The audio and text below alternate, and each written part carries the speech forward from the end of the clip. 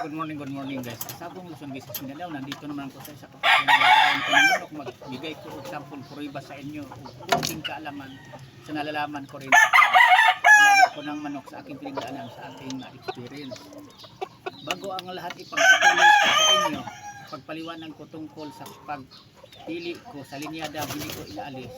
Magpasalamat muna ako sa inyo sa aking mga subscriber, lalo na sa inyo bago nag-subscribe sa akin. Maraming salamat ulit sa iyo at saka sa aking mga followers. Thank you sa inyo, sa aking mga viewers, sa aking mga kapwa ang hilig mo talaga.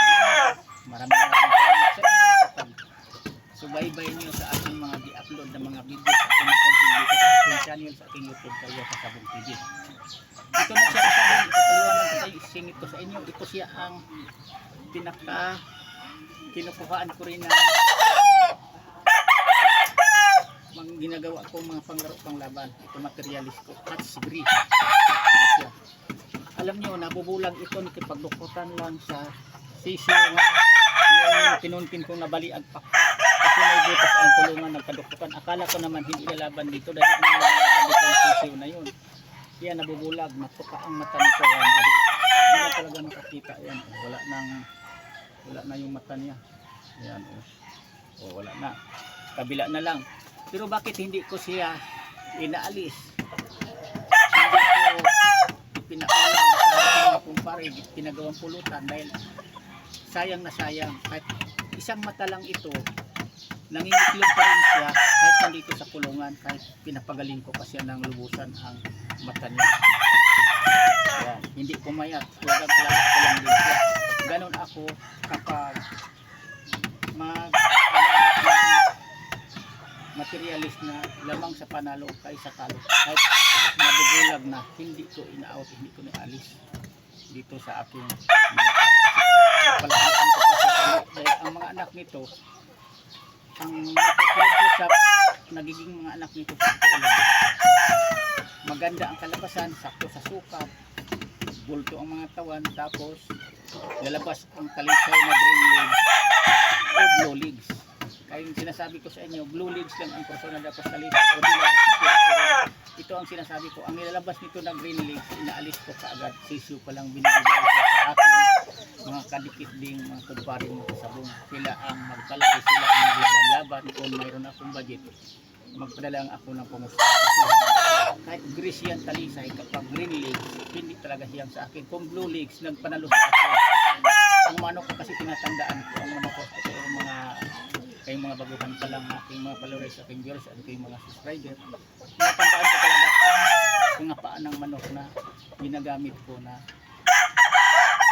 nag-uwi ako ng panalo. Lamang ako sa panalo kaysa talo. Pag ang manok ko talisay kasi ito,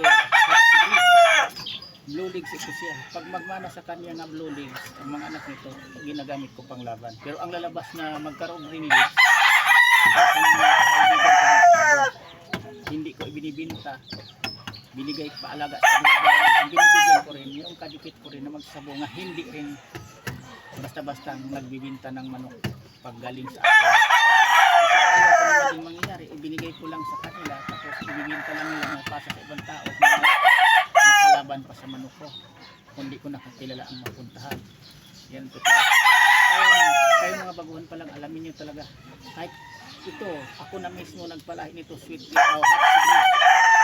Pero kung di magmana sa kanya nga blue legs, kung green legs, inaalis ko yan. Kung bilang pa, okay, o puti ang kalabasan nito, yan totoo. Ganyan ako ka silan magpili sa mga manok ginagamit ko panglaban. Kasi anuhin man natin, padami pa ng mga manok, mga panglaban. Laban naman tayo sa talo.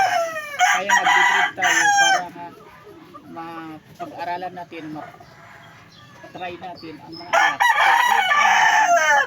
Babae, materialis natin na nagbigay malamang sa panalo sa talo, iyan ang ipagpatuloy natin, ginagawa ko mismo yan. Pinagpatuloy ko nga, kahit nabubulag na, hindi ko pa rin siya pinaalis. Kukuhaan ko pa rin sa ng lahi.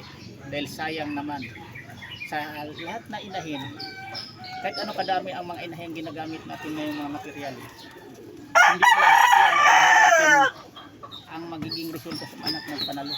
may inahin talaga na bigay, nag-produce ng mga anak niya na lalaki nga pagdating na ilalaban na lamang sa panalo kay sa talo. May inahin din talaga nag-produce ng mahina sa panalo, lamang sa talo. Yan lang, sana mayroon tayong matulog ng mga baguhan pa lang. Bukas naman ulit, iba ng topic, ipapaliwanag ko sa inyo.